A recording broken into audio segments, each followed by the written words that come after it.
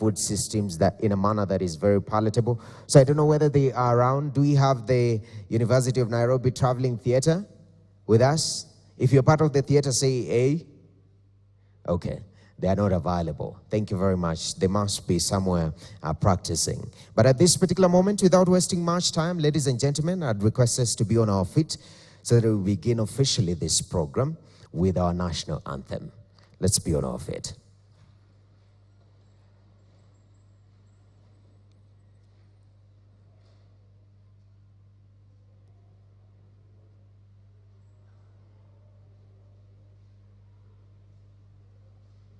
The national anthem, please, then the East African anthem.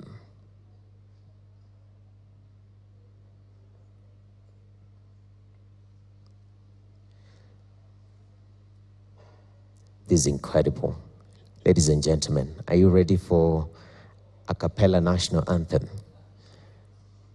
We are used to the instrumental. We are ready? You guys are gonna lead us even better. Are we ready?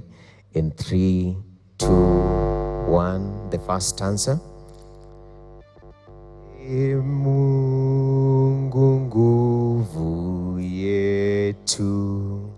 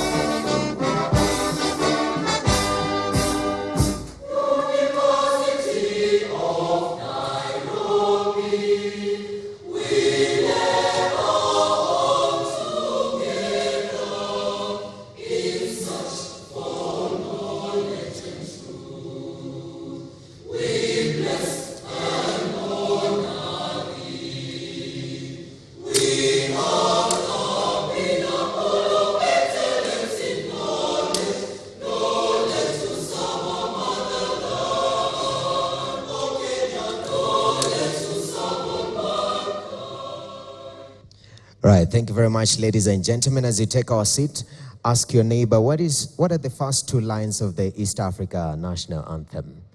Ask them, they tell you, they just repeat it after you. I saw when I said we are going a cappella for our national anthem, I saw a sweat coming down somebody here. They were worried. There's no instrumental, but we're glad to be here. Remember, it's the Global Hunger Index Report Launch 2023. And this report will be focusing on food systems and how we can involve young people. What is the role of the youth in food systems? So without wasting much time, since we are at the University of Nairobi, Taifa Hall, it's my pleasure to welcome Professor Stephen Kiama, the Vice Chancellor at the University of Nairobi, to give us a welcoming remark since they are our wonderful host. Ladies and gentlemen, please put your hands together and help me welcome the address from the university. Come on, let us appreciate this gentleman as he comes. All right, keep clapping till he's here. All right. Welcome, sir. You look sharp. It's a wonderful morning. That's your microphone. Good morning, everybody. I want to start by saying I'm not Stephen Keyama.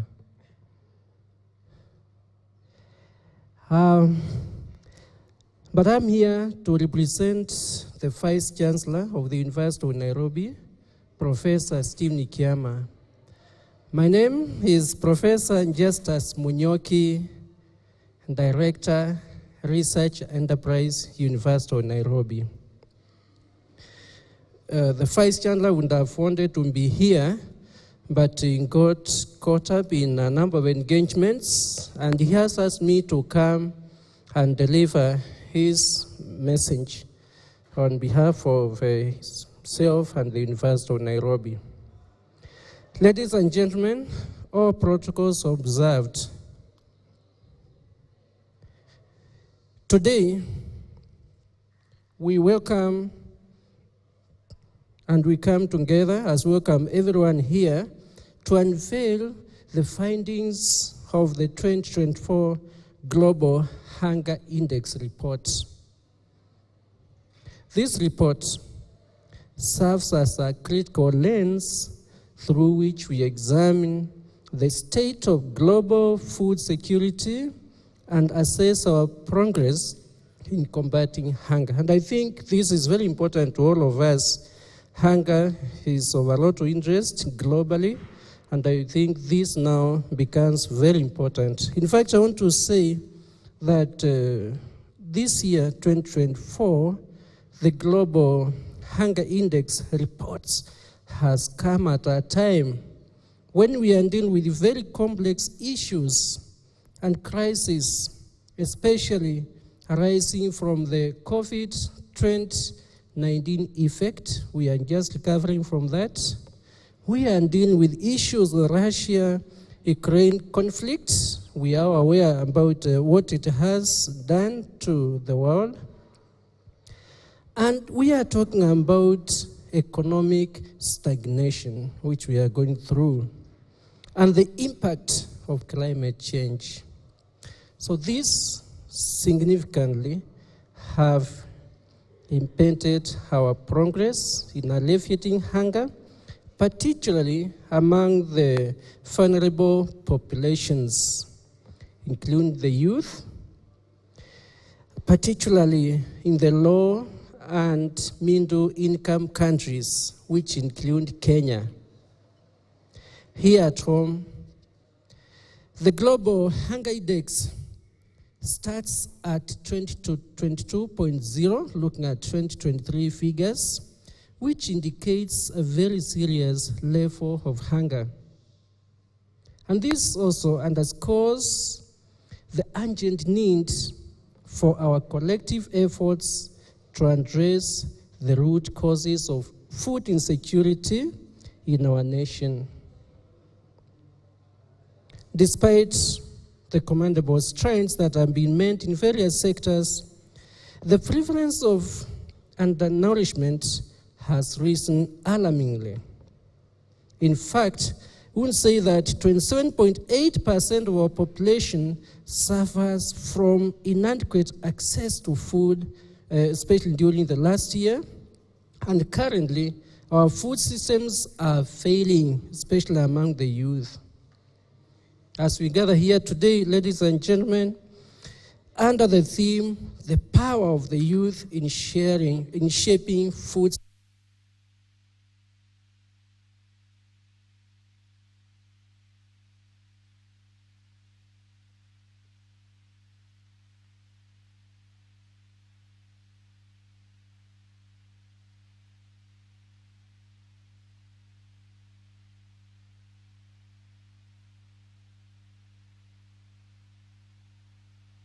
And gender injustice, gender justice must underpin our efforts to build equitable, sustainable, and resilient food systems. We must therefore ensure that all individuals, regardless of their age or even gender, have access to adequate and nutritious food. not only for the present, but also for the future generations. This Dean is here, Agriculture. Nyankito, you need to hear this. That is very, because I know that is what we are doing at Kabete. Therefore, ladies and gentlemen, as we discuss the youth empowerment and engagement in shaping our food systems, it is very important to highlight the role of academic institutions such as our own university here. This university serves as a hub for knowledge and innovations, nurturing the potential of our youth to become leaders in addressing societal challenges, and this, of course, include food insecurity. Therefore, by harnessing their energy, innovation, and determination, we can actually steer our food systems towards sustainability, justice, and resilience. Higher institutions of learning must therefore find innovative solutions to engage and to empower our youthful population in food systems. Ladies and gentlemen, let us appreciate that our youth are actually our investment. They are our future. If therefore they don't play key roles in the agricultural value chain, then who will feed us if not the youth? As I conclude, let me send a strong call out there that no one, especially among the youth, goes hungry in our shared pursuit of a hunger-free world. We must ensure that our youth are secure in terms of food, because these are our future. Initiatives, therefore, such as facilitating high-level policy dialogues and collaboration among youth leaders and decision makers to drive youth-centric policies and transform our food systems, raising awareness among policymakers about the imperative of involving youth in shaping national and global food systems, exploring investment mechanisms to scale up youth-led initiatives, fostering economic growth and innovation, and showcasing successful models and best practices led by the youth in Kenya in transforming our food systems can go a long way in ensuring. I want to reflect on this matter using the words of the late John Kennedy, who said this, that so long as freedom, hunger is only half achieved, so long as 2/3 of the nations have food deficits, no citizen, no nation can afford to be satisfied. We have the ability, as members of the human race, we have the means, we have the capacity to eliminate hunger from the face of the earth in our lifetime. We only need the will. Thank you very much as we continue. And God bless us all. Signed, Professor Stephen G. Kiama, PhD, Vice Chancellor. Thank you so much.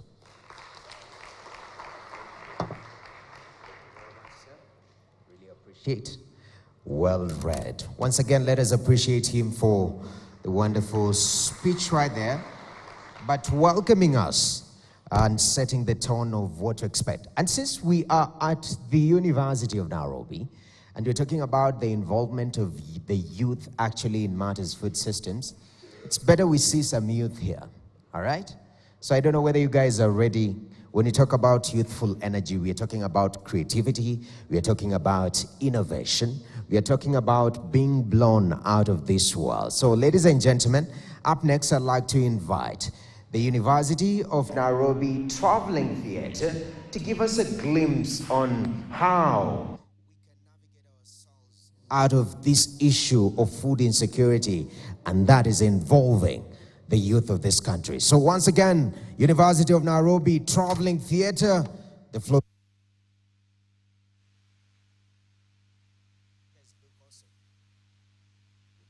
Sustainable food production, we're talking about that. Are you ready? Okay. You ready? Have I ambushed you? You ready, yeah? All right. Today I won't dance with you. The floor is yours. All right?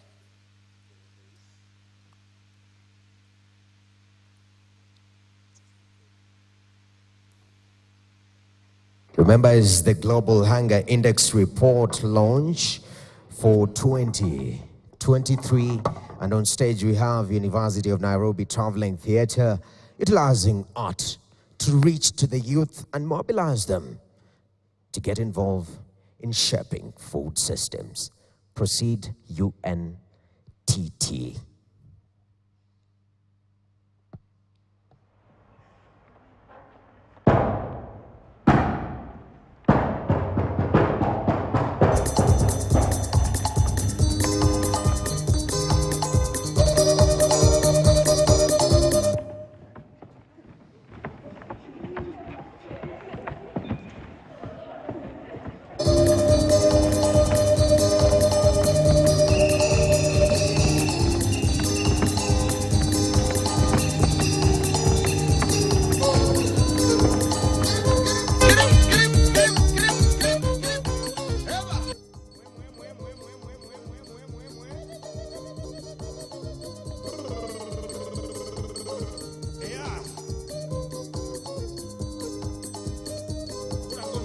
Kula zenyenge mzee.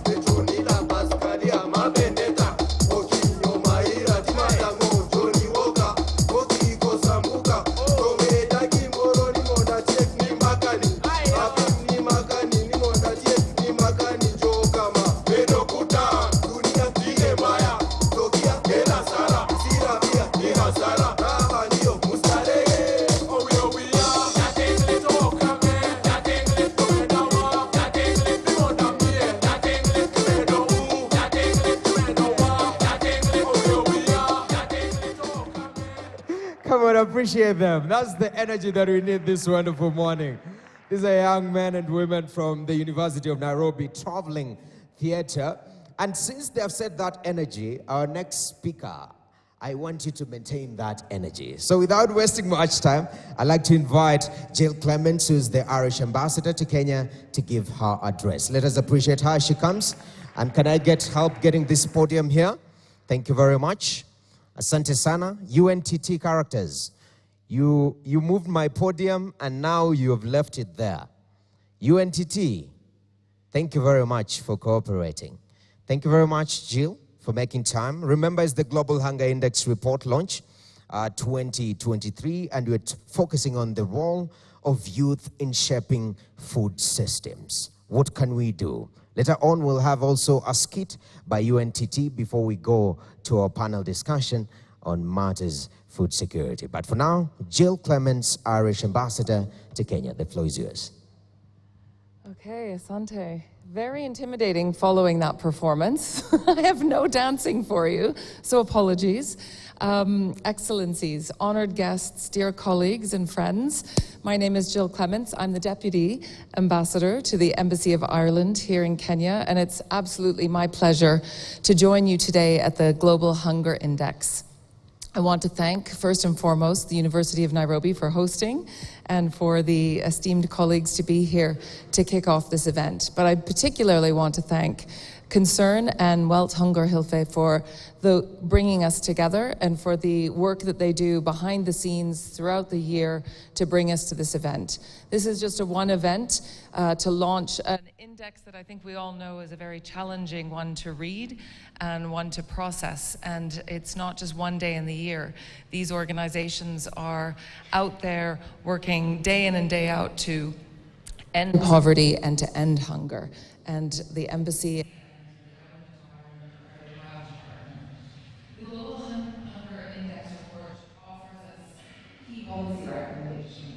every year that, if implemented, would greatly reduce the intergenerational costs of hunger for families and communities. I believe that it will make a substantial difference to efforts to generate advocacy, resources, and much needed political will to deliver on the SDG promise of zero hunger. Shamefully, we are all set to fall short of that goal, as this report clearly demonstrates. The report is more timely and urgent than ever since progress towards zero hunger and the critical role that youth play in ensuring our interconnected food systems are sustainable. We have a brief window of opportunity to generate the necessary political momentum to deliver on our SDG promise to end hunger by 2030. It will take concerted, collective action and the reinforcement of the right to food as a starting principle if we're going to achieve those goals. Given Ireland's history, it's no surprise that addressing global hunger and undernutrition has long been a cornerstone of Ireland's foreign and development policy, and we've always looked and will continue to look to Concern as a key partner and ally to point us in the right direction. This commitment is rooted in our own history. Almost 170 years ago, 1 million Irish people died, and a further 1 million emigrated due to famine. Generations later, that memory remains ingrained in our psyche and in our DNA. Today, Ireland finds it wholly unacceptable, as we all do, that millions of people around the world continue to live under the threat of famine. There's absolutely no justification for this.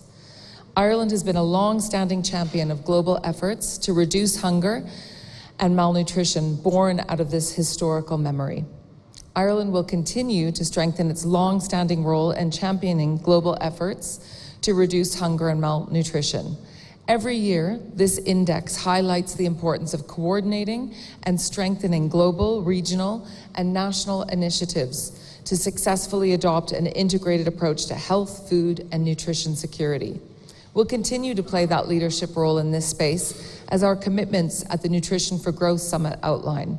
We have 3 commitments at that summit: to tackle the scourge of wasting, to support partner countries in undertaking a food systems journey that is sustainable, and a commitment of over €800 million of funding to nutrition over 5 years. As part of this commitment, we've partnered with Concern to address child wasting in the Horn of Africa, specifically the Mandera Triangle. This is a multidisciplinary approach to nutrition and resilience in conflict-affected communities, and we very much look forward to sharing the learning emerging from this initiative in due course. We provide funding to humanitarian partners in the response to drought as well as El Nino. And we have a commitment to end world hunger, which is reflected in our approach to human rights. Ireland is a traditional co-sponsor of the right to food at the Third Committee of the UN General Assembly. We think all of these combined efforts are never going to be enough single-handedly, and so it will require us all to work together to address the scourge of hunger and to continue to press ahead, particularly here where the power of youth is so important. So we really appreciate this report. We think it's critical to highlight, not put all the pressure on youth to solve all the problems, but to highlight the importance of their intelligence, of their energy, and of their ideas. Ireland also supports, in Kenya here, Young Scientists Kenya, and we think the combination of education and harnessing the power and innovation of youth is one way to find those solutions to sustainable food systems. So we really look forward to discussions that will take place as a result of this new report and to stimulate the political momentum to end hunger and food insecurity within a generation. I want to thank you again for allowing me to take the stage after a very powerful performance of youth, and to wish you all very well in the report and the follow-up to that report. Thank you so much. Asante sana. All right. Thank you very much, Jael Clements, Deputy Head of Mission and Head of Cooperation at the Embassy. We appreciate you. Can just lay down. I appreciate it. That was well done. Once again, let us appreciate her. Okay. So somebody is seated somewhere at home in a cafeteria having a cup of tea, and they're asking themselves, what is food systems? I know food, and maybe I understand systems, but what is food systems? Essentially, we're talking about a combination of quite a number of factors. Talk about food commodities and how they interact from the value chain: production, input, transportation, processing, selling, eating. How it's all about food all round. Now, question is, how can we integrate the young people on this value chain? That is our focus today. And this particular report, the Global Hunger Index, courtesy of Welthungerhilfe, WHH, and Concern Worldwide, will give us insights in regards to how we can do this. At this particular moment, I'd like us to focus on the screens on my left and on my right. We have a documentary on Global Hunger Index. And so far, shall we proceed? Thank you very much.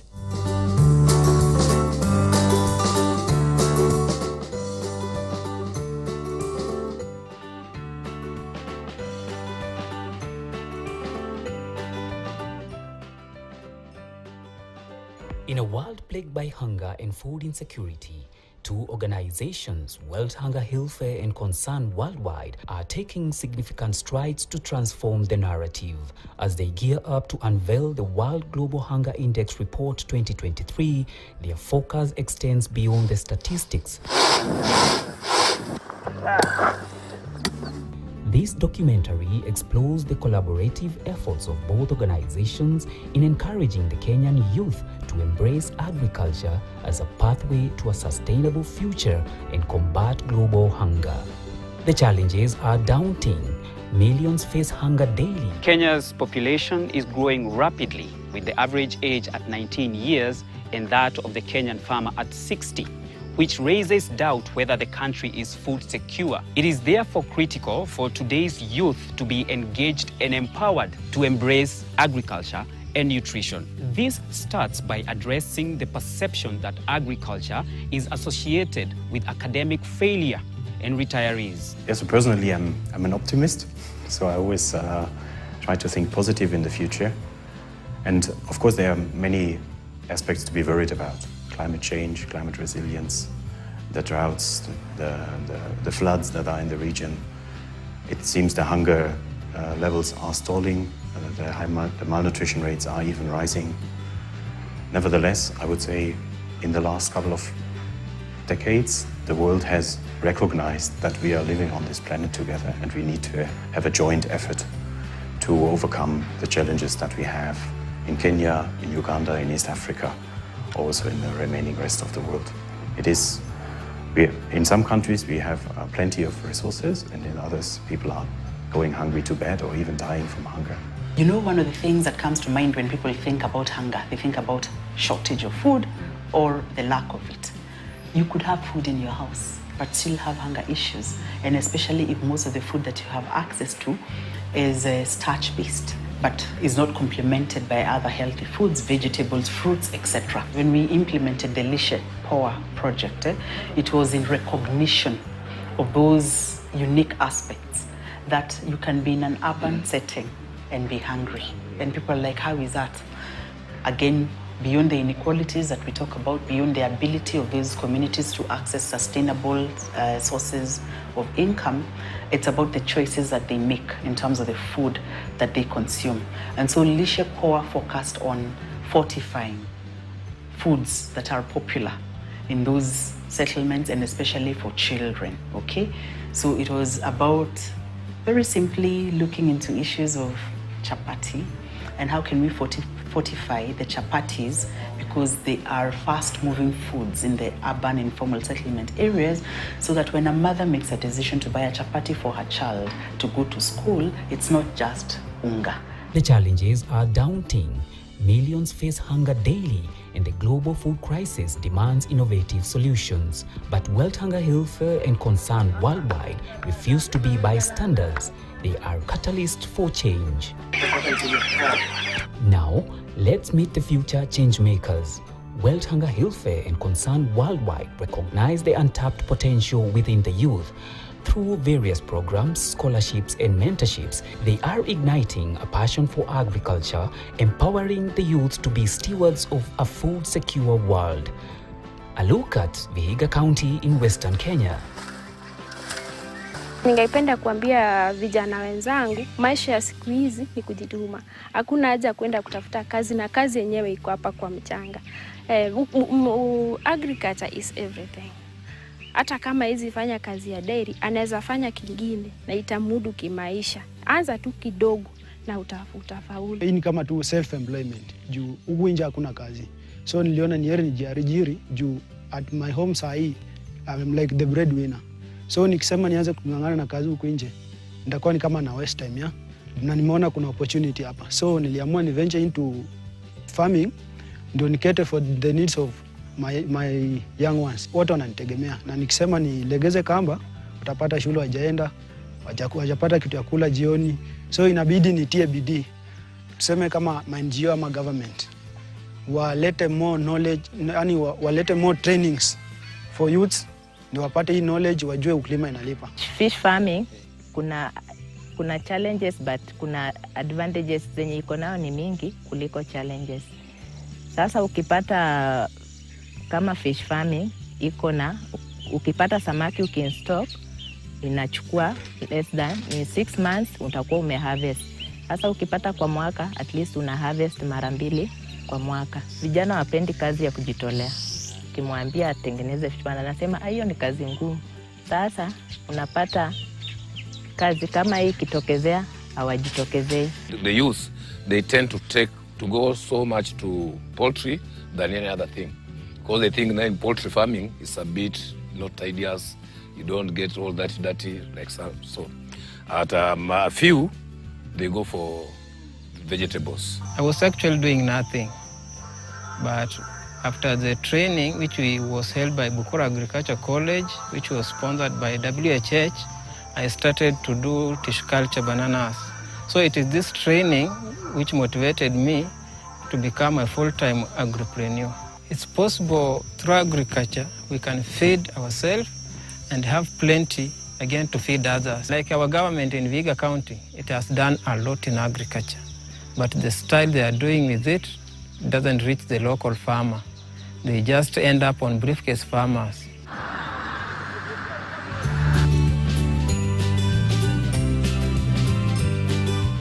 I launched Vihiga County Youth Board, and the aim, and that board consists of youth. We have a youth act within the Youth Act, we have an opportunity there to create a youth startup fund, which is going to be used to provide funding to the youth. Once they are trained for a value chain or whatever the business they want, they will be able to qualify to get funding from the Youth Startup Fund. Despite the challenges that Alex and the rest of the youthful farmers are facing, with the right training, with the right passion and commitment, there is hope that one day we will be food secure.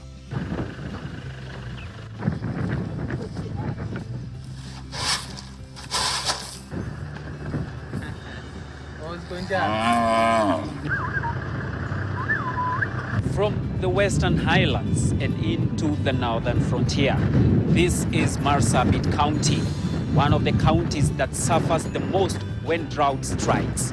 But it's amazing what the rains can do. Hiyo ukulima nilikuwa nimeanza juzi, sijaanza kitambo. Mbeleni tulikuwa na mifugo. Sisi hapa ni pastoralist. So ile kitu tulizoea ni tu mbinu ya kufuga mifugo.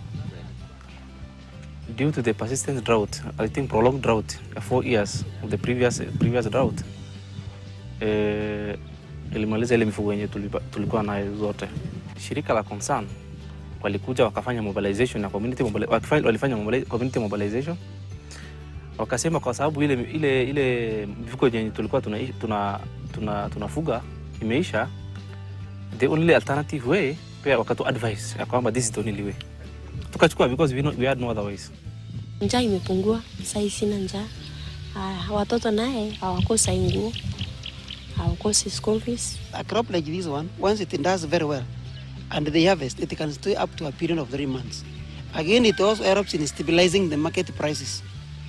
Why we do a lot of crop agriculture when the weather conditions are good, it is to help us enough with households access food commodities at affordable prices. As a result, we've been able to double the production within the county, because last year alone we were able to do close to, I think, 4,000. The data I think we got from our director for crops. He must have given 4,000 acres more. The journey from field to table is evolving, thanks to the innovative approaches embraced by these organizations, from urban farming initiatives to technology-driven sustainable practices. The youth are redefining agriculture. So our trainings provide this kind of opportunities to experiment and try new things out. And often we are supporting that with our own, with maybe pre-financing the first couple of seeds, the first couple of irrigation schemes, the first couple of new technologies that we would like to introduce, so that the youth can see and start believing that those technologies make a difference in their production. The youth, both female and male youth. Now currently they form majority of the population, and not only in Kenya, but globally. If you do not plan with them in mind, then we will continue to have issues of hunger and food security, insecurity. In Kajiado County, the Latia Resource Center exists to disseminate the exchange of agricultural skills and practices. You'll get trainees coming all the way from as far as Turkana. We equip them with the skills and the knowledge. So you find that those trainees will either get employed or they'll go out there and employ themselves. In the grand tapestry of combating global hunger, World Hunger Healthcare and Concern worldwide weave threads of hope, empowerment and sustainability. As we eagerly anticipate the World Global Hunger Index Report 2023, let us remember that the solution lies not only in the numbers, but in the hearts and the hands of those committed to cultivating a better tomorrow.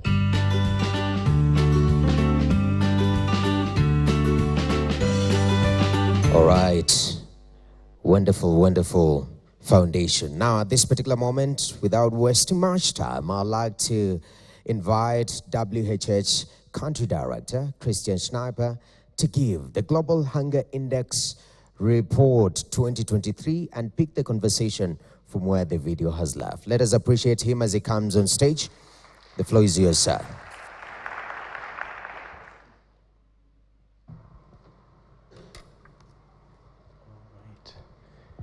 very much, Noel. Thanks so much, everyone in the audience already now for your interest and your time that you dedicate to this event.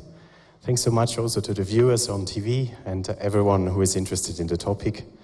Distinguished guests also, guest of honor, thanks so much for dedicating your time, and also the panelists later and those who are giving speeches for sharing your expertise and your insights into this very important topic that we are talking about today. I also would like to thank, of course, our lovely friends from Concern that we are always cooperating every year since now 18 years in publishing this report, and then also in the countries to work on such events. So thanks so much, and it was a wonderful cooperation. Also thanks to the university. You're hosting this event today, but even last Monday we had already a great event not far from here in another hall to discuss with the youth directly. My name is Christian Schnieper. I'm the country director of the Welthungerhilfe program here in Kenya, and I have the pleasure to present to you the results. I would like to start by saying that we have since 18 years this Global Hunger Index running, and it always gives us this opportunity that we also have today. We can raise public attention to this topic, and we can generate a public discussion around it.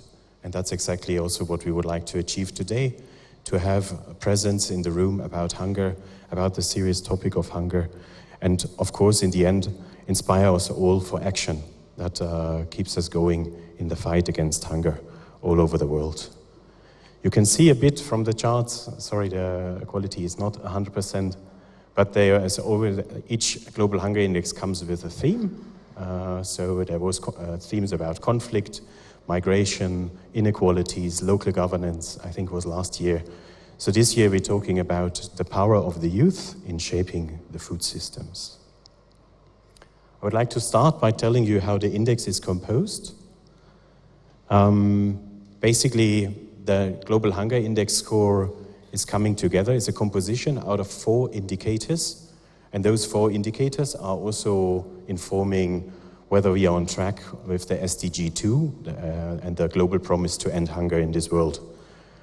The first indicator is measuring undernourishment, and that's basically the percentage of the population without sufficient calorie intake, so with insufficient calorie intake.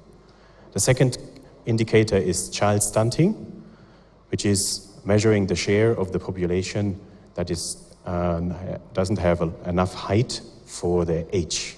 So it's mainly measuring children and checking whether they are tall enough for their age. The third one is child wasting. So this is the indicator that measures the weight against the height of the child. And the fourth one is the most devastating one, which is the child mortality. So with the most devastating consequences of food malnutrition and food insecurity. So the combination out of these 4 indicators are informing the Global Hunger Index score, and the data for all this is coming from various sources that are publicly available. Here in the case of Kenya, it is the Kenyan National Bureau of Standards, and in particular the Kenyan Demographic and Health Survey that is informing this. In other countries, we have usually also a lot of data from UN organization and other multilateral organizations. Maybe also important, the higher the score, the more alarming is the situation. So you see when we are reaching 50, that's extremely alarming in the country, whereas when we are closer to 0, the situation is better, or even there's no issue around food security. I hope that's understood. So this is the global trend, this is the global indicator, the global average. You can see after some progress from 2000 to 2015, with very good successes and very good progress, we can see that the progress is slowing down, if not even going sideways. So we are stagnating, that's the main message also of the Global Hunger Index. And we need to understand why, and we need to pick up the efforts again to reignite the speed in which we are progressing. You see also the particular indicator on undernourishment. That's the insufficient intake of calories in people, which is even increasing. And that's worrying because it can be the herald of more devastating news to come. So here you see the different regions. So there's Africa, south of the Sahara, most affected, followed closely by South Asia, but also in other regions of the world, like West Asia, Latin America, East and Southeast Asia, Europe. You see the similar trend. You always see good progress in the years from 2000 to 2015, and then a sort of stagnation. And in the case of Latin America and Caribbean, you can even see that the situation is getting worse. The global hunger index seems to tend to go up. And that's, of course, the big concern. Apart from being stagnating is already very bad news, but we have also the big concern that we're even reversing in our trends. This is the world map. You can find it also in our Global Hunger Index report. And you can also, I would like to encourage you to visit the website, either of Welthungerhilfe or Concern, or directly globalhungerindex.org. You can find this map. It's usually well known. And you can see from it again where the hunger is most prominently present in the regions. And also it comes with the information that 43 countries are considered as being in a serious or alarming state of hunger. And the total number of countries that have been eligible for this kind of survey are 125. So 43 out of 125 countries are serious and alarming. And according to the statistics, 58, so almost half of the countries will not achieve the end of hunger as it was our target by 2030.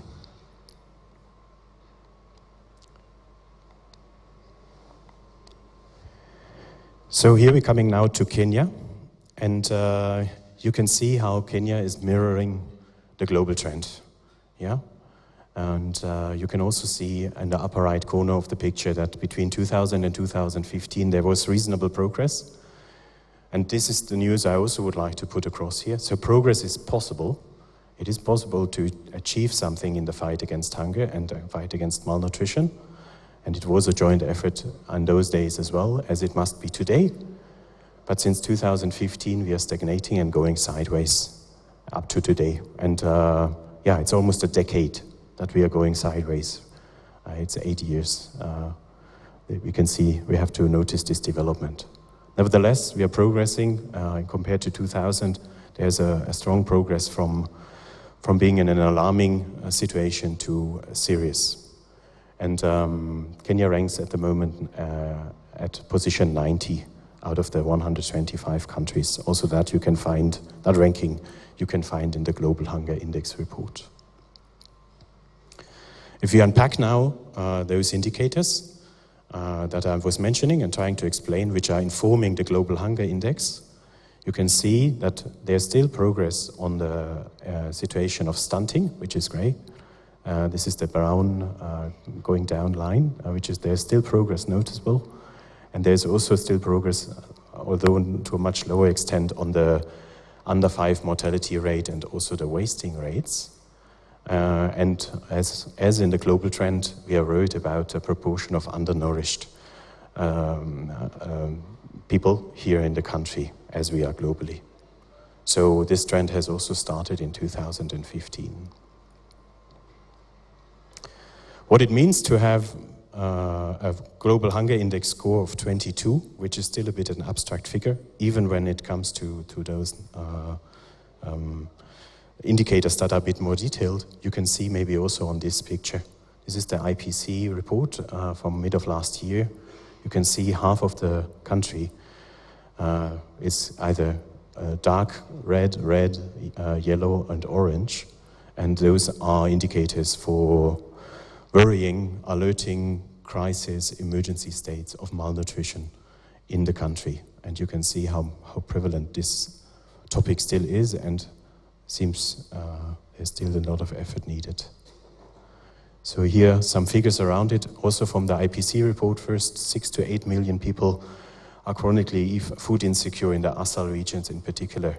We have about 3 to 4 million people that are in acute need of support when it comes to to crisis like the drought, like the flood. We have close to 70% of Kenyan children that are not consuming a minimal acceptable diet when it comes to quality and quantity. We have around 2 million children in Kenya that are malnourished, and we have about 1 million Kenyan children that are under 5 years that require a treatment for nutrition. So those are very devastating figures that should all remind us how important the cause is, especially when I look at the children numbers. It's always very hard, I guess, for all of us, and we really need to put our efforts together to work on the topic and eradicate hunger and malnutrition from this country. So to give you some more arguments, food and nutrition security is always a worthwhile investment. The impact on the better health seems to be the most obvious. I think we elaborated on that, but there's also the impact on the income. Yeah, when you think of the agriculture sector being the backbone of the economy, we know those arguments, the productivity of the workforce, but also think of the children that are going to school and need to can't learn when they have on an empty stomach. They need to be food secure, to dedicate time to attend regularly, not being affected by sickness, concentrate in the classroom. This is all very forming for their future life, and food and nutrition security is so important to ensure that the children have the opportunity to get into the education, up to maybe also this place at the university. Food and secure nations are usually more resilient, when it comes to withstanding shocks like droughts and floods, but also recovering more quicker. You can see that clearly, and also the prevalence of conflict is much lower in food and secure nations. Investments in food and nutrition security usually leads to more sustainable environment. Communities that are food and nutrition secure or investing into it are concerned about the natural resources, the natural resource management.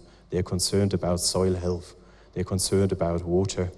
They're concerned about all aspects that make sure that the environment is sustainably available, let's say, for the production. And so it's always also in line with that ambition worldwide to conserve and protect and reignite the environment. And finally, the access to food is a human right. You have it also here in the Kenyan constitution and also globally. It was also mentioned in the speech of the ambassador.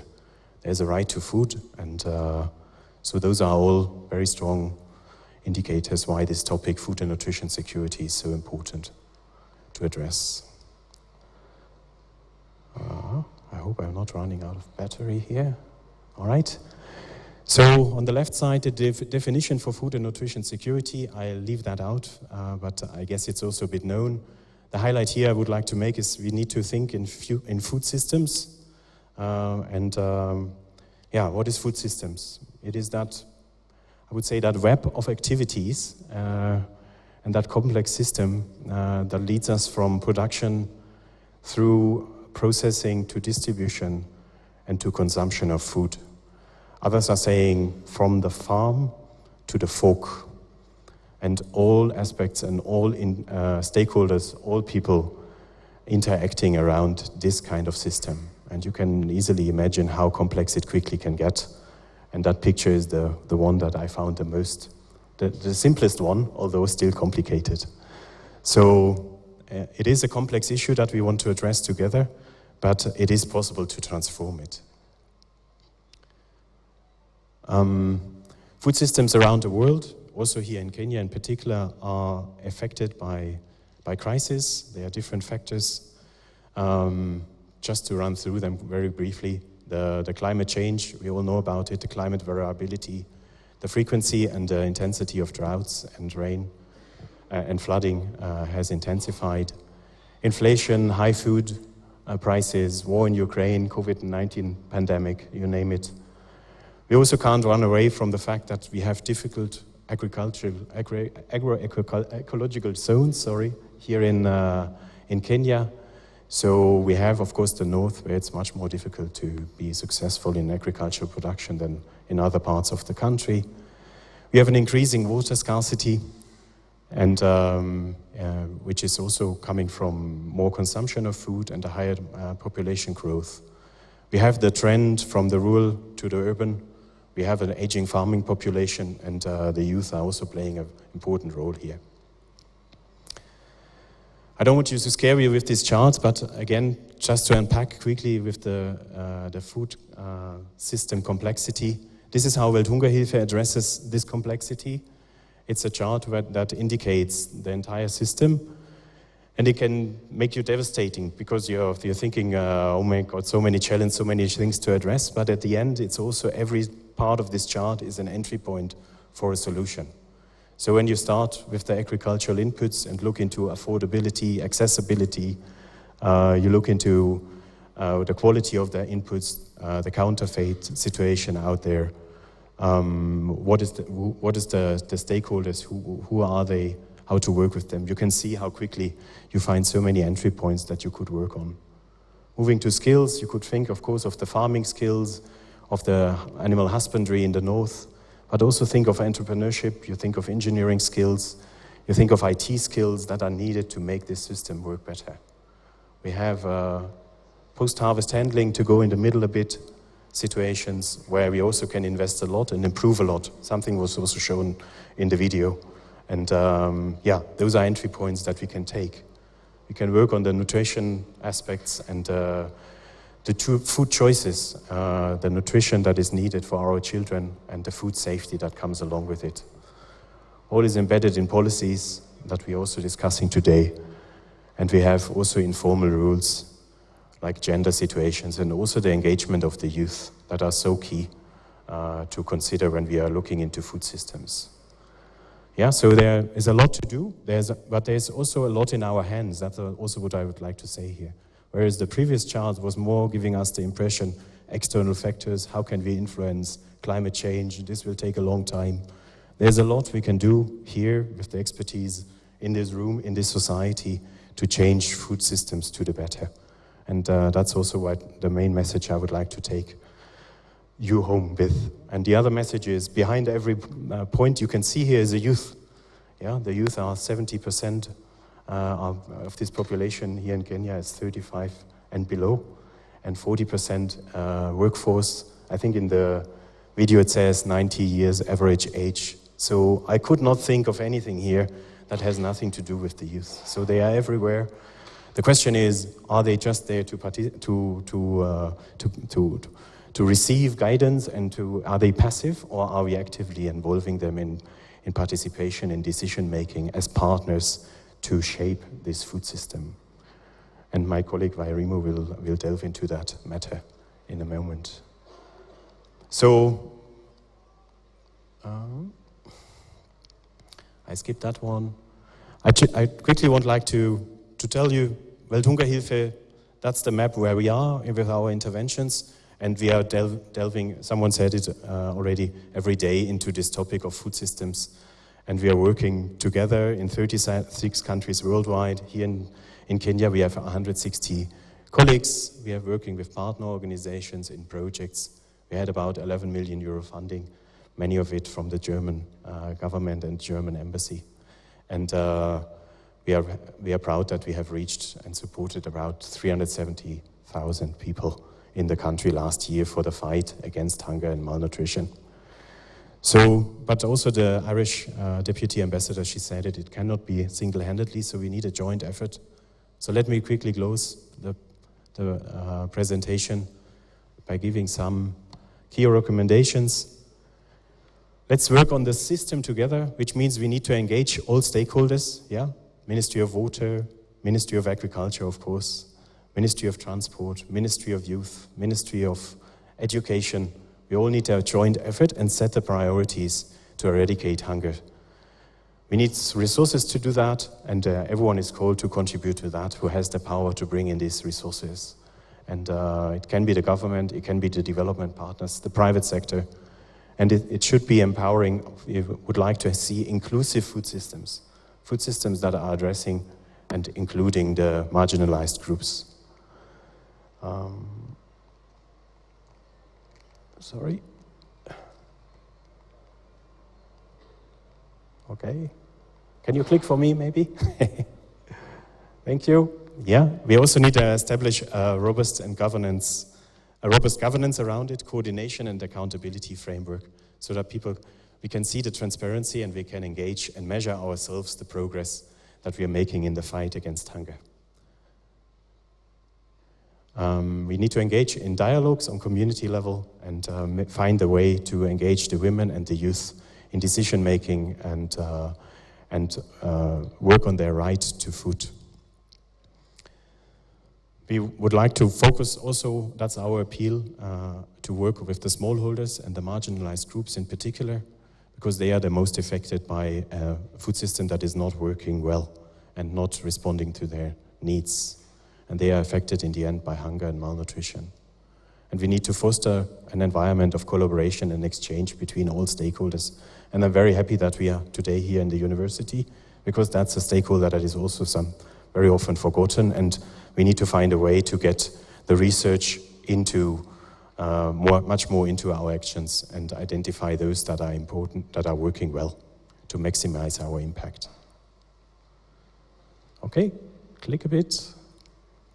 That's it. So the key message here out of this room, please. Yes, we are stagnating, but we have been progressing. So it is possible. Let's reignite that energy and try to get going. The food systems can be transformed. Yeah, it is possible. Also that one we have shown. It is a complex thing to do, but it is a matter of setting priorities and getting our strength together. Last click. 2 more. We can eradicate hunger and malnutrition, and the only condition I would say is that we are doing it together and with the dedication and persistence that is needed. Thanks so much. Right. Thank you very much, Christian, for that detailed presentation. And you say we rank 90 out of 125. Hopefully in the panel we'll be able to unpack that number 90 and see how we can go higher in that regard. Thank you very much, sir. Once again, let us appreciate Christian. Proportion of undernourishment is at 27%, top there.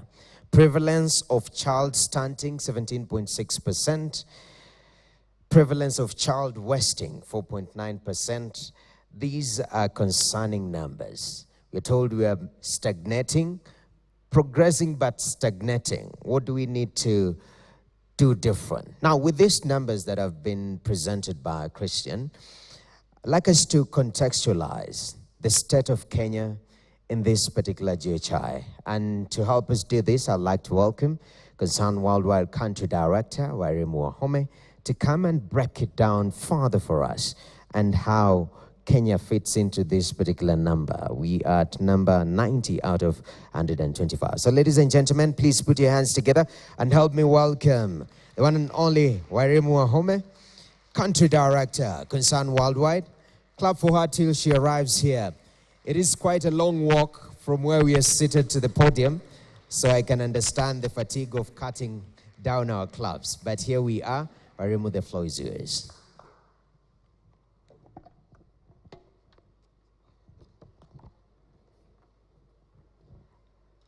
So good morning everyone. Good morning. So ladies and gentlemen, and all protocol observed, just a bit of perspective about what I'll be speaking to today is perspectives on the challenges faced by youth in the fight against hunger, including access to capital, skills, interests, and land, especially here in Kenya. So to start off, with some numbers that will help us start thinking about the realities of how this impacts us. First is just to highlight an incident that happened last year where a young man was obviously very stressed, and so he attempted to commit suicide by throwing himself off the ferry. But then he did not succeed. But he was arrested because we all know that any attempt at suicide currently is still criminalized in this country. And when he appeared before the judge last year in September, he said, "Please jail me, because at least if you jail me, I can eat and I'll work for you in exchange. Now that's a person who has reached their end. That's a young man who had lost hope, and all because they could not access basic needs, including food. We also know that in Langata prison, for example, Langata Women's Prison, we have very many young women especially who have been jailed because of petty crimes, and when you ask them, it is because they needed to fend for their children, and especially because they needed to buy some food for their children. So hunger is real, and hunger drives people to great extremes, and especially youth who have limited options in this country. There was a report that was done in 2019, and that's the cost of hunger in Africa. The Kenya version said at the time that it had cost us, the implications of hunger in this country was at 374 billion, which is about 7% of our GDP. So if you think about the implications directly and indirectly, what hunger does in terms of productivity, what hunger does in terms of access to education, what hunger does in terms of access to health, etc., then you can see that we've got our work cut out for us as a country. And then finally, just to amplify what the GHI report that my colleague Christian has taken us through, we have close to 1 billion people in this world that are affected by hunger. 737 million people we are looking at. So it's a real issue. So I come down to the issues of the youth. And again, the GHI report says that currently 42% of the world's population is aged under 25. And so we are and this population is confronted by unsustainable and highly vulnerable food systems. And this is the population of youth that we are handing over to or hoping to hand over to continue steering our families, our communities, our countries. And then something that is important to highlight, and we already highlighted at the pre-launch, is that the average age of a farmer in Kenya is 60 years. And that is not by default. It's either because you're planning to retire, or you have retired and you had a piece of land somewhere and you're doing mostly subsistence farming, or that is what you have been doing all your life. But as we speak now, food production is not the number one choice of engagement for a lot of us, including and especially our youth. So we've got a crisis right there. For Concern Worldwide, our goal number 2 looks at driving urgent action on hunger, conflict, and climate crisis. And again, that is also what builds and speaks into our country strategy here in Kenya. And part of that also looks into issues of resilience building, so that we can equip communities with the necessary skills that they need to pull themselves out of instances of extreme poverty. So as an organization, we work in the north, mostly.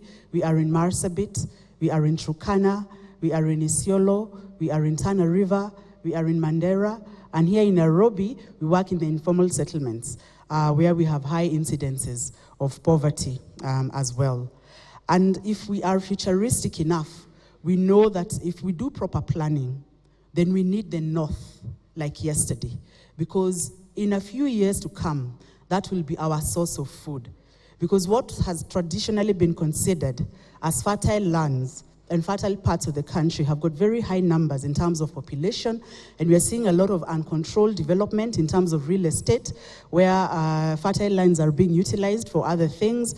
And so if we are to think about the future, and again with the youth in mind, then we have to think differently about how we are planning for the northern part of the country in terms of securing our food security. Now, people's agency is the best driver for change and sustainability. And logically, you want the majority of your population to be the drivers. And for us, that is the youth. We've been told the numbers. We know that the majority of our population is comprises of the youth between the age of 15 and 35. And so it is important that we're working with the youth to develop their capacities through either education that is relevant for them to understand food security and how to apply it, but also in terms of how to do business and to earn a living that is dignified. Because again, one of the things that discourages youth from engaging in the food system, in food security interventions, in farming, in agriculture, is because in terms of returns, they remain relatively low, and there's a lot of limited dignity that comes with that. But there is opportunity to change those perspectives if only we can invest differently around those areas. So what is it that we need to do? In terms of policy involvement and implementation, I think we need to move beyond tokenism and just make sure that our youth have been given a place at the table, not only to sit around, but to tell us exactly what they think will work with them. They are creative, they are brilliant, they are ambitious, and we need to listen to them a bit more. We also need to tap into areas of expertise that they have that we might not necessarily have. And that's areas around technology and how we can utilize that. And then also think about how they can benefit from a functional food system, even at a secondary level, because the implications also trickle down to other sectors of the economy, and we are not tapping into that fully. So the inclusivity of the youth must be in practice, from challenging the structural norms that exclude the youth on the basis of you're too young, wait your turn. Especially female youth, from the spaces where real conversations and decisions happen. The design of our educational programs must be aligned to resonate with the times in terms of ability to stir up innovation, accommodate and finance the same in the markets for the uptick by the youth. Then again, we need to look into the interlinkages between hunger, the youth, and the development ambitions of this country. What are our priorities? Are they upside down? And if they are, then we need to reconsider, including looking at our national strategy to see whether it really speaks into issues of acknowledging that one, our most critical resource here is the youth, and how are we utilizing them to get to where we want in terms of our development ambitions, but also in terms of how we contribute to the global ambitions, SDGs, etc. So sustainable development for us here in Kenya will mean radical transformation in how we think as a people, matched by how we radically prioritize our development plans, and that is putting youth at the top, because it only makes sense that the people that are a majority are given priority. But even in that conversation, as we acknowledge that youth really are our champions and the heirs of our food system, and that we are talking about also in this GHI report, the importance and the sovereignty of our foods and the dignity that comes, especially with our cultural foods, our traditional foods, we also need to understand that as we make that appreciation again, something that we probably lost because of part of our history where some of our foods were demeaned and we were, we found ourselves taking up other foods that were not necessarily accessible and not the best in terms of nutrition. We need to understand that increasingly, those traditional foods now, as we begin to appreciate them again, are gaining value. And while gaining value is not a bad thing, if we don't take care of that, we will find that we will be excluding the people that need that kind of food the most. So that you're growing that kind of food in your shamba, but you don't consume it because you think you stand to gain more from selling it out there. So conversations around dignity and sovereignty of food are critical with the youth because they have their way of understanding and they're also able to influence their peers to look at things differently. So this is an appeal to the youth as I finish, that you are champions and heirs of our food system. So please use your privilege of exposure, including in this university, where you're privileged to access the best education. And use that education back home in the communities where you come from to amplify the importance of food sovereignty, appreciating our cultural foods, and why they're important in terms of providing an affordable, balanced diet.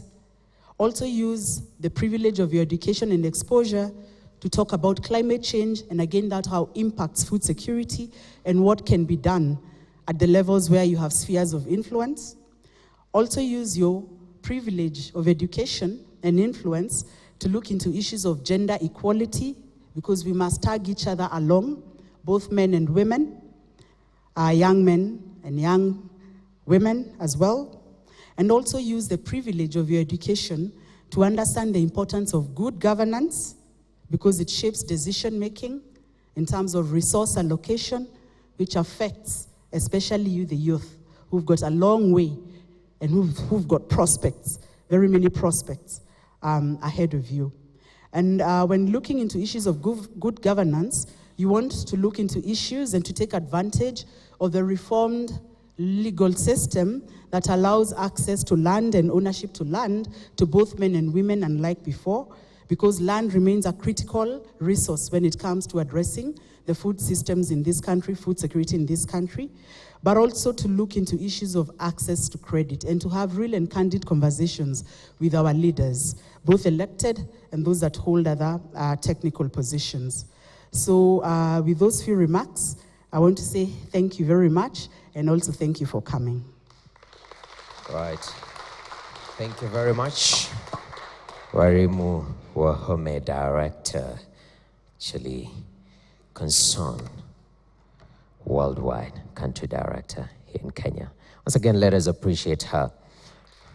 What a call to the youth, that we as young people, we are the heirs to the food systems. But she's proposed quite a number of solutions, talking about policy and representation, where we are making these decisions about food systems and shaping policy in regards to food.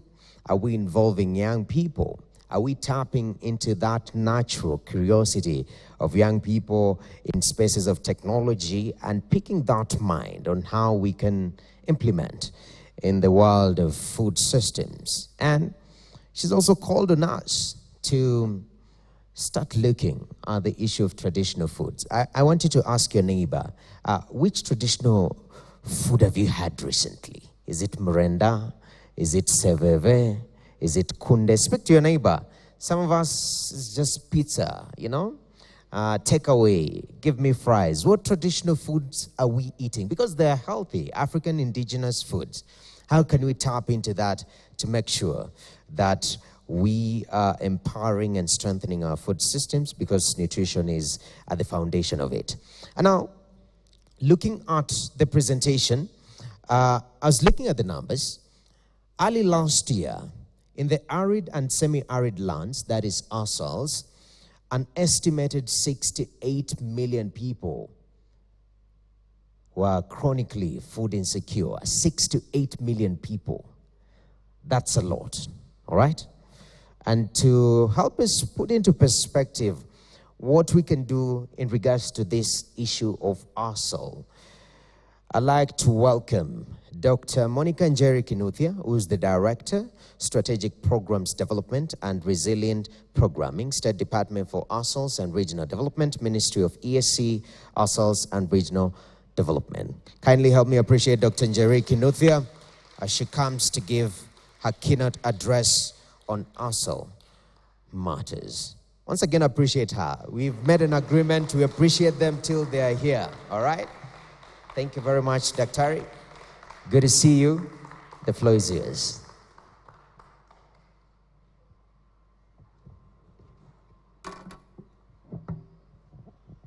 Thank you very much. Good morning. I hope it's still morning. Yes. Okay. Thank you very much. Guest of honor, ladies and gentlemen, all protocols observed, good morning. As he has rightfully put it, I'm from the State Department of ASALs, representing the PS. He would have wished to join us, but he has been held up in other activities. The State Department of ASALs is in the Ministry of East African Community, ASALs and Regional Development. And in the State Department, we have several initiatives that are aimed at addressing issues of food and nutrition security. We have programs, and our programs we implement in partnership with the different institutions, different development partners, and all that. One of the programs that we have, we call it in the short form IFNAS. That's the program on improvement of food and nutrition security through building adaptive capacity to climate change in arid and semi-arid lands in Kenya. It's a 5-year program, 2022 to 2027. And here we partner with the JICA, the national government, and county governments. And this program is being implemented in Kitui and Turkana. And its main focus is improvement of food and nutrition security at household level and also in schools. So here we are actually involving the youth in growing the food and all that. Briefly, I'll mention the key activities that we have in this program.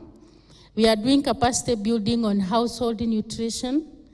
We are also promoting water harvesting and conservation. You realize that water is key. When we talk of production of food and all that, water is very key for irrigation, household use, livestock, and all that.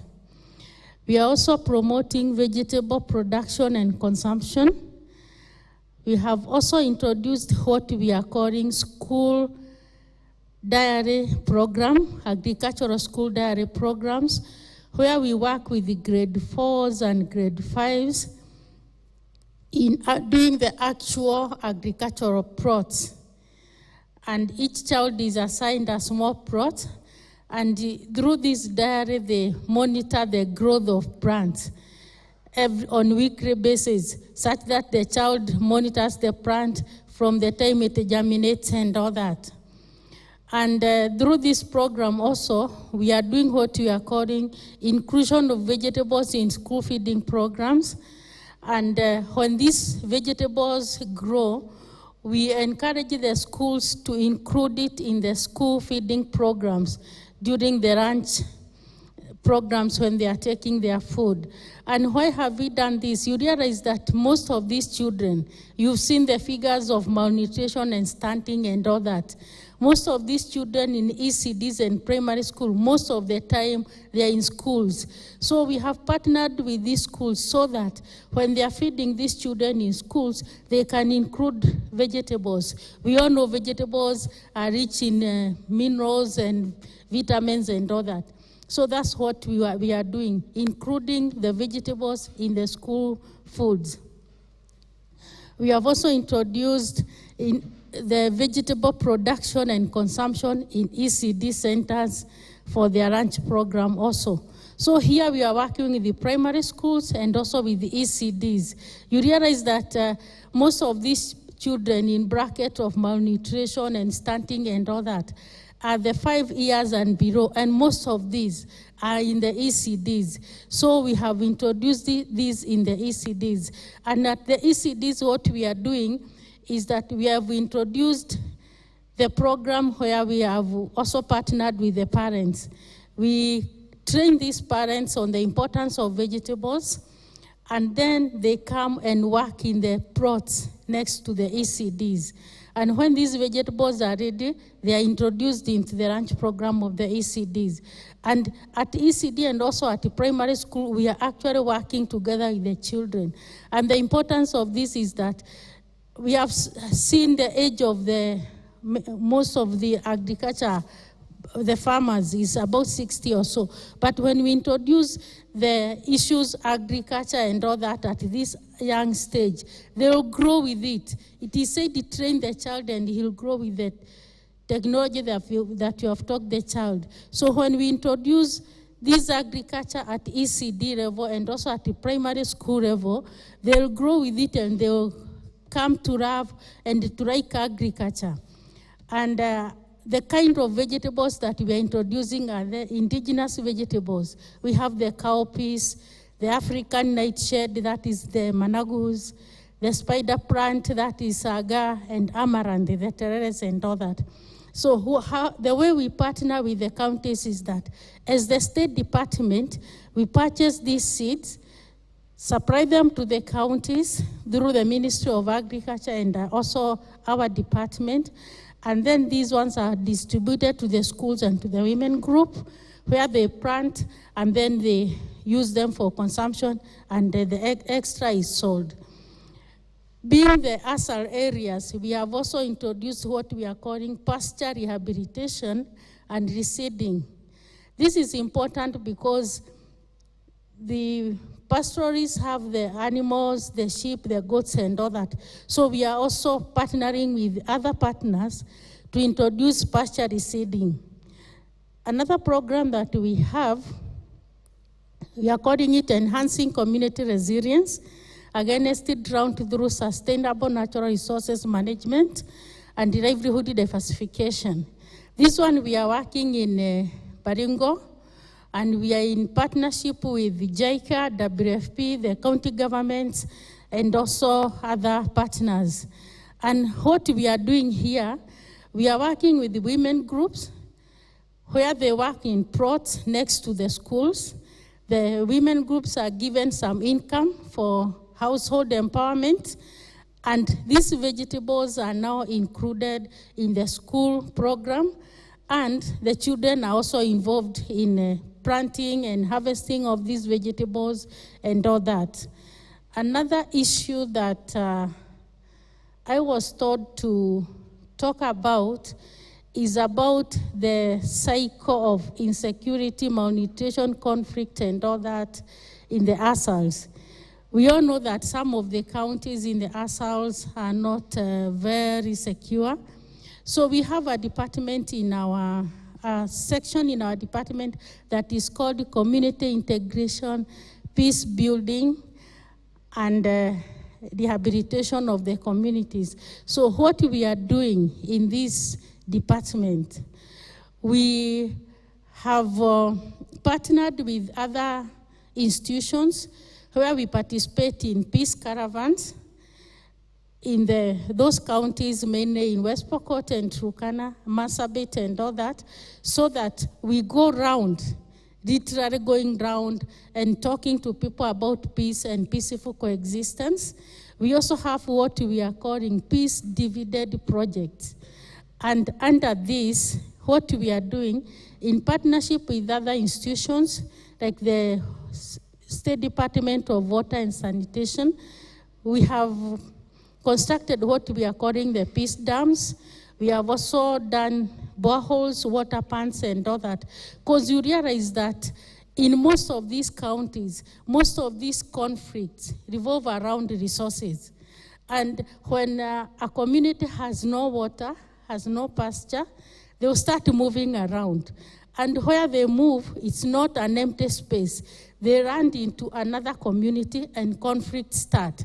So we are involved in peace building by empowering these communities, building their resilience so that when they have water in their area, when they have pasture in their area, they will not move and they'll be able to produce their own food, produce their own pasture, and that way we are able to reduce the conflict. Of course, we also work in partnership with the Department of Interior, who are directly involved in issues security.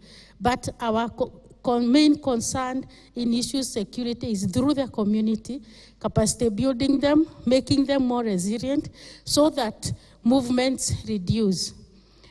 Another way we are doing that, involving the youth, is that we are involved on what we are calling the low-cost boarding schools, where we have, together with other partners, built low-cost boarding schools so that all these youths who are not in school can be involved in school, both the primary and secondary. And the advantage of this is that even when the families start moving, looking for pasture, the children will be able to access schools and to remain in school. Because you realize that most of these youths in the ASALs are involved in cattle rustling, radicalization, and all that because they are out of school. So we want them to be in school as much as possible so that at the end of it, they'll become responsible citizens. Another way we are working around the issues peace is working on MOUs with the neighboring countries so that we all know the East African area, we have the porous borders. So we have to work together with these other countries. So we have developed peace MOUs with our neighboring countries, including Uganda, Ethiopia, Tanzania, Currently, we are working on one with Somalia and South Sudan, so that these communities, when they move around, they will not move on the other side and fight. They will move peacefully. If they want pasture, the other country will be able to provide pasture for them, will be able to provide water for them and all that without fighting. Of course, it's a slow process, but we are told a journey of 1,000 steps starts with the first step. So we are in communication with these other countries so that when there is no water on this side and our pastoralists move to Uganda or to Tanzania, are they able to go there peacefully and come back? So these are some of the many initiatives that we are doing, of course in partnership with the many other institutions and all that. So in summary, that's what I can say we are doing. Thank you very much. All right. Thank you. Thank you very much. That was well detailed. Some of the interventions that we are having in ASAL areas. Dr. Monica Njeri Kinuthia, once again, let us appreciate her from the Ministry of EAC, ASALs and Regional Development. Thank you very, very much. Now, on to our next speaker. I've had quite a number of interactions with her, and her passion when it comes to actually indigenous foods is unparalleled. And now she sits at the board of WHH Kenya. Ladies and gentlemen, please help me welcome Professor Mary Abukuta. Please clap for her as she comes on stage. Asante sana. Thank you very much, Professor. Remember, it is the Global Hunger Index Report 2023, and we're launching this shortly. Remember, Kenya is ranking 90 out of 125. Can we do better? Prof, the stage is yours.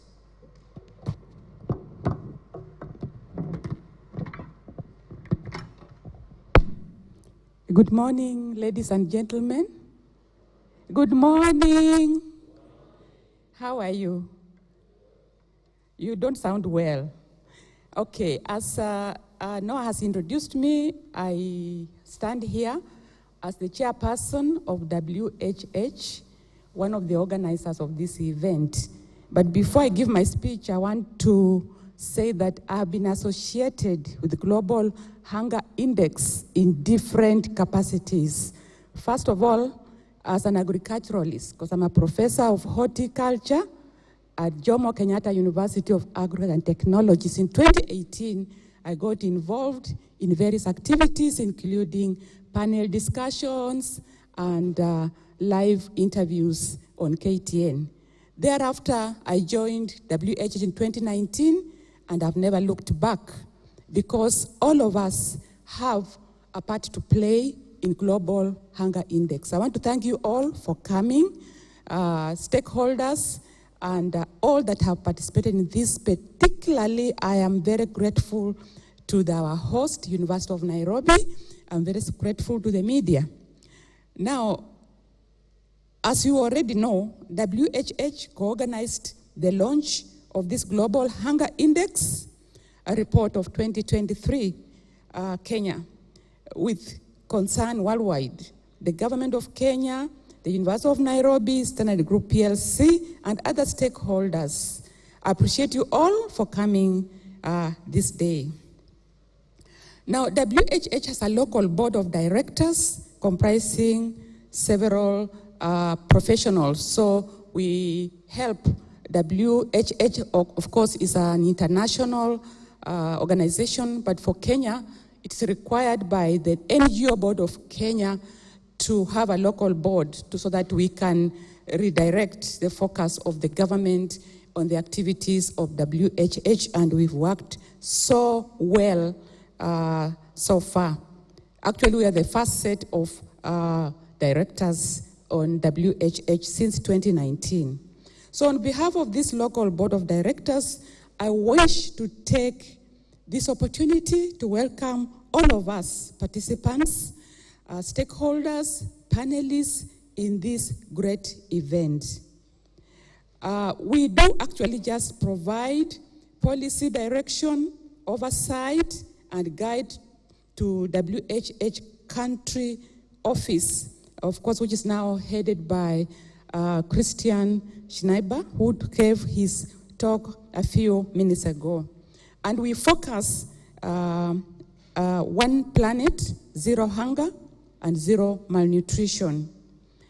Today's event is key to us as we look into the Global Hunger Index to take stock of where we are and come up with strategies of how we contribute to improving Kenya Global Hunger Index 2023, which, as we have been told, stands at 22 and is categorized as serious.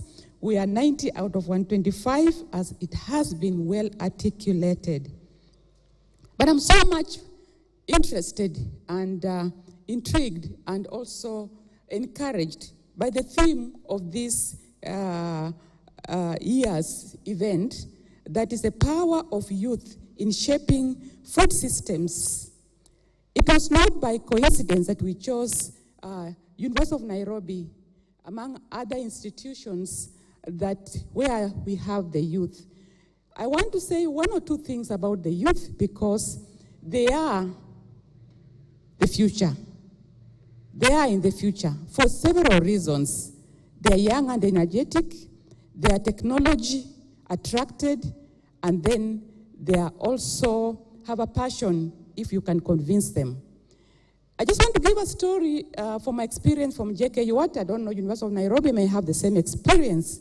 There is a beginning admission application for agricultural courses for reasons which we need to look into as a country. Apart from practicing agriculture, we need to entice the youth to take up positions or courses in agriculture. How do we do that? All of us have to make agriculture interesting, to use the youth word sexy, or to be attractive. And we need to come up with the strategies that will help the youth appreciate agriculture, not just in Kenya, but in Africa. So I am happy that they are at the table, like the country directors of WHH and Concern Worldwide said, and other speakers. We need to bring them to the table.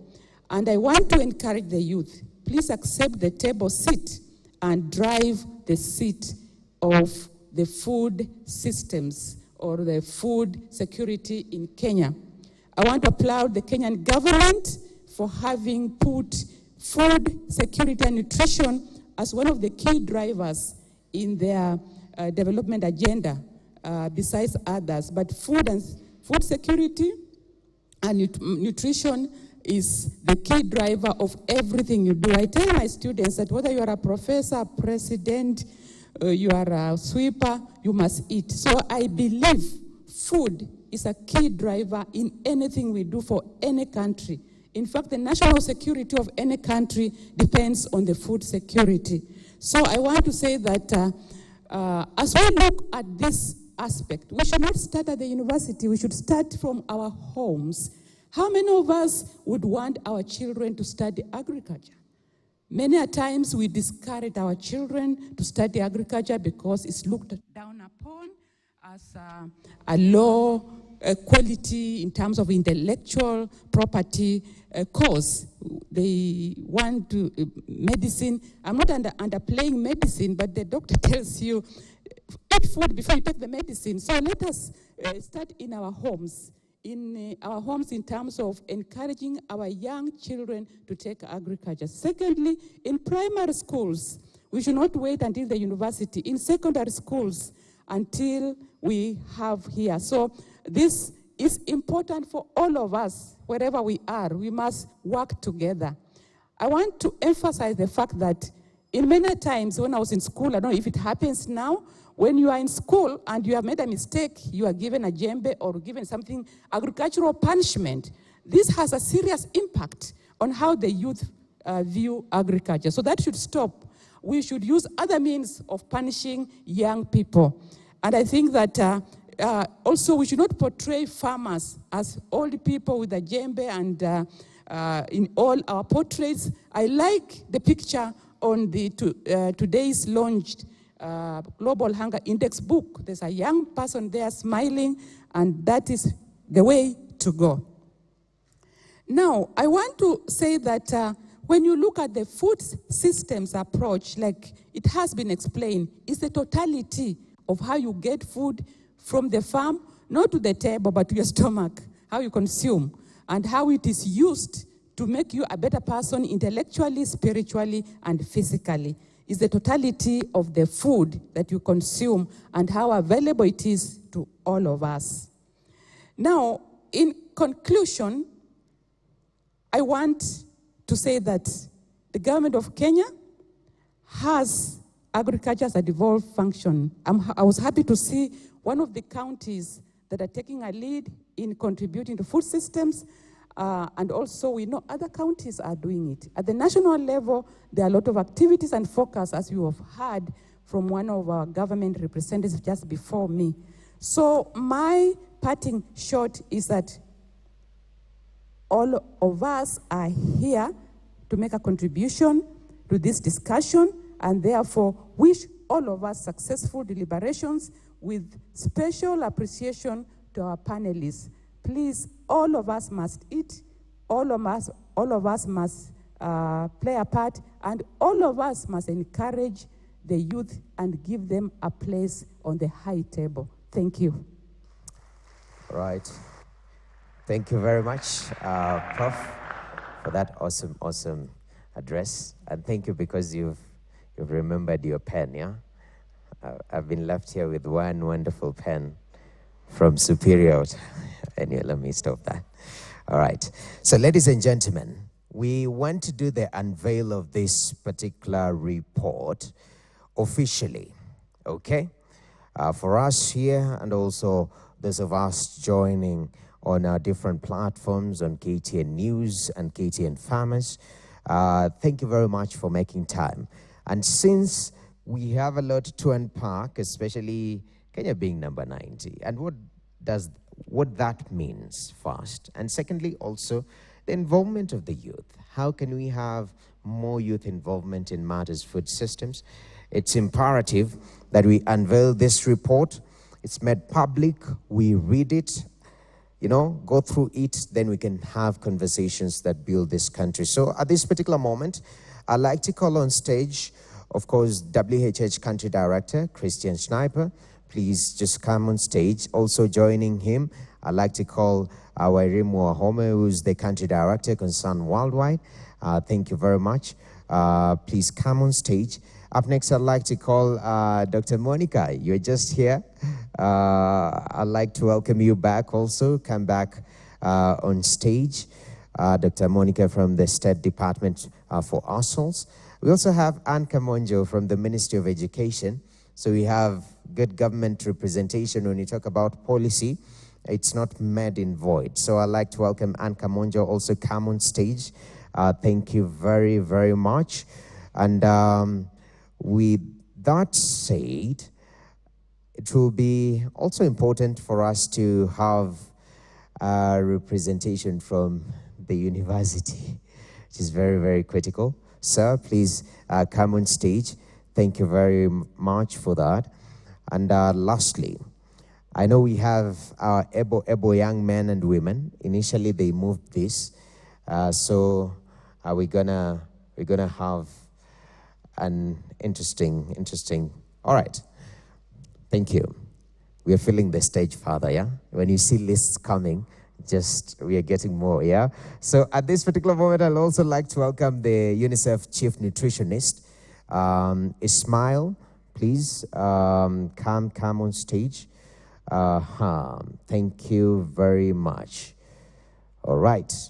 And lastly, we have the Regional Director for Concern. Regional Director for Concern, Amin Abdallah, please come on stage. I'm just being updated this information now. Thank you very much. And even as we do that, we have a wonderful dummy here. I think majority of us have done a lot of ceremonial, engagement, cutting ribbon so that people can be allowed to enter the house. This is essentially it. We want to unveil this particular report. And I'll call upon the audience here. When we unveil, I'd like you just to appreciate, because it takes effort To come up with this particular index, it takes partnership, which is also very, very critical in this particular regard.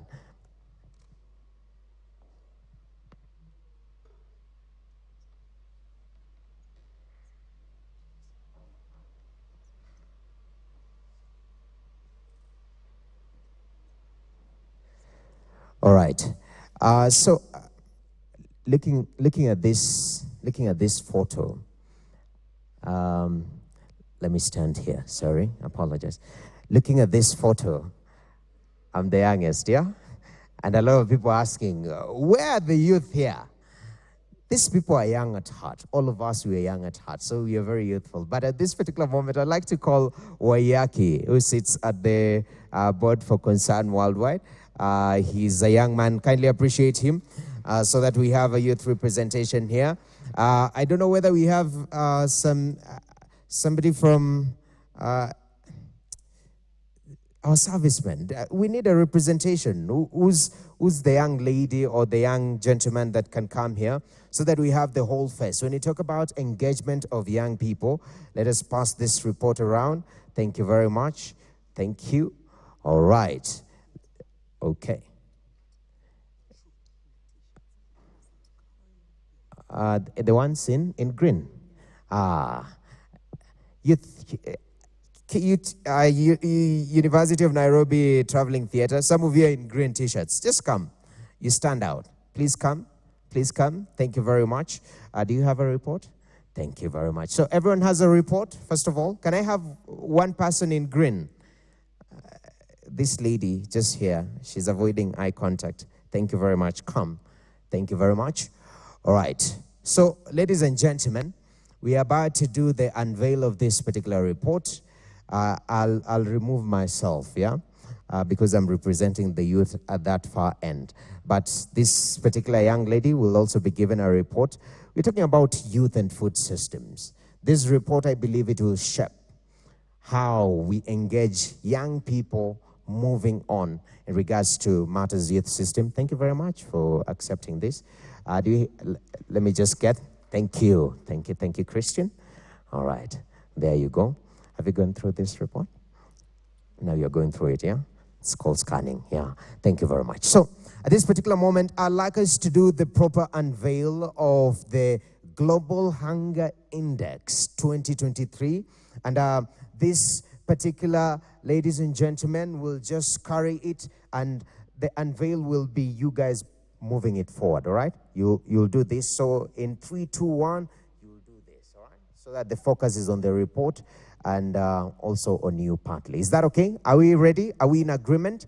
Then make sure you smile, all right? Because there is hope in this country. With such reports, we can turn things around. All right, so ladies and gentlemen, please put your hands together and help me unveil the Global Hunger Index 2023 report. Come on. Yes, let us appreciate, let us smile. Ladies and gentlemen, let us smile. And this is a new beginning with this report. We'll be able to shape and build on the future of matters food systems in the country. We appreciate. You can just greet your neighbor, show them, the report. Have you gotten the same report as I am? Those are normally very good picture moments when it looks like you're consulting somebody, yeah? That's amazing, amazing. And for the young men and women representing here, we appreciate you for your time. So that is the report this wonderful, wonderful morning. We appreciate you. Thank you very much. With that said, you want us to remove it or to carry it? Okay, let me see who looks very strong here. Okay, let me see. Christian, you want to come? You want to come, Monica? We want you just to stand on it, just to hold it, just to hold it. Yes, not even open this one because we have the smaller ones, okay? All right, so you guys are just going to hold it. This is as per the photographer's request. That's okay? Okay, then the rest of us can move closer. The rest of us can move closer. Thank you very much. Ladies and gentlemen, the Global Hunger Index, the power of youth in shaping food systems. And the report is actually engaging. Kenya ranked number 90 out of 125. but we know our silver bullet in turning things around is none other than the young men and women in this country. Remember, we're a very young nation, and it's an amazing. Let them try and, everyone to try and hold. Can we get our hands on top of this report? Let's be very generous, sir. You're very far. Thank you very much. Just try hold it. Just touch it, because that's the touch of hope we are talking about. Then smile to the cameras, ladies and gentlemen. Once again, let us appreciate this wonderful unveil for the Global Hunger Index 2023. It is time for the youth to turn things around. We appreciate you. Thank you very much.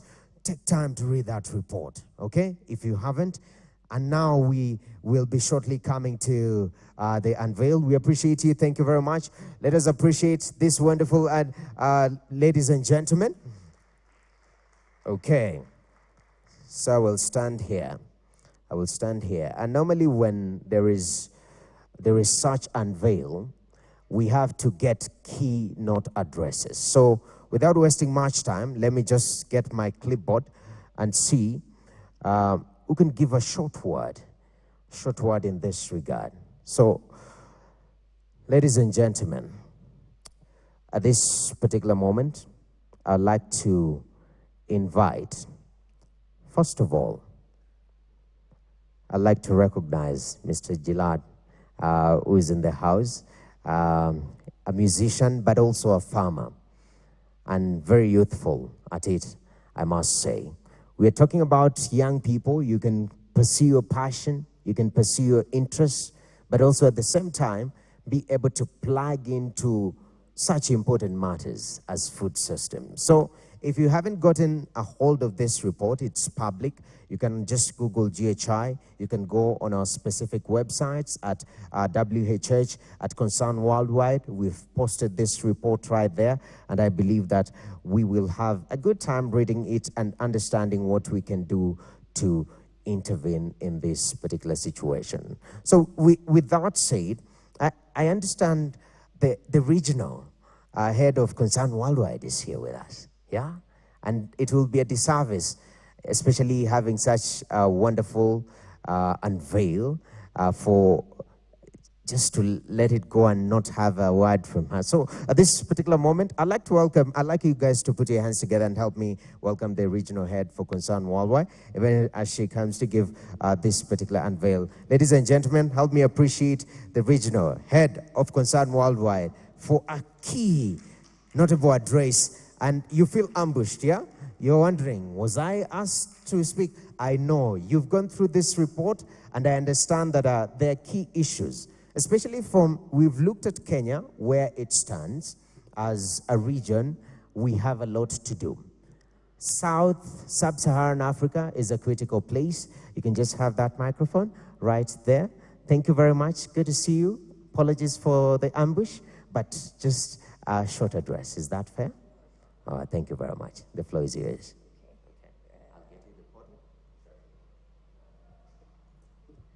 I've realized the people who remove the podium, they normally forget. So we can use this as the podium this wonderful day. In fact, it's amazing. It's low and to the point. Okay, the floor is yours.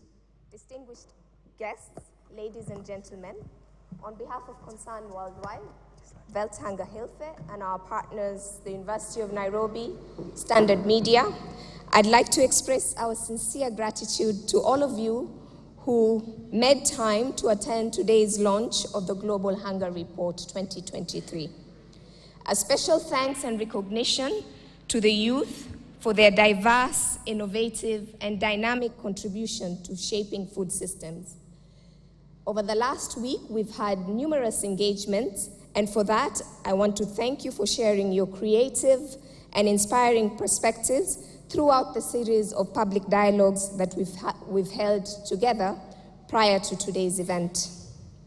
Youth, which is the period of adolescence and early adulthood, is a critical key development stage when a proper diet and nutrition is required. For young women, it's particularly important to consider their additional nutrition requirements, the potential of motherhood, and the implications of their nutrition status for both themselves and their children. The multiple crises that the world has faced in recent years have undermined the progress towards ending hunger, be it the forces of climate change, inequality, and many others are changing the world, and the future portends the threat of a continuing onslaught of crisis for which the world is not prepared. There are numerous examples over the last 4 years where we were caught flat-footed, and the one that is near in terms of our memory is COVID-19, and how we really felt what it's like for a system to come crashing. Hence, the more reason why we need to focus on strengthening our food systems, making them more resilient, and there in it is the role of young people. The failure of current food systems to meet the nutritional needs of children and young people seriously diminishes their capacity to fully engage in the societies and economies of the future, and results in lost opportunities to realize their full potential. I think Wairimu already mentioned the cost of malnutrition to the Kenyan GDP. And you can see for a country that is struggling in terms of economic growth, we cannot afford to be losing, is it 340 billion of our GDP? It's further disheartening that youth are particularly poised to inherit food systems that are unsustainable, inequitable, non-inclusive, and increasingly vulnerable to the impacts of climate change. And we cannot talk about strengthening the food system without having them at the center of the conversations around food system, if we're to leave them a sustainable, equitable, and inclusive food system.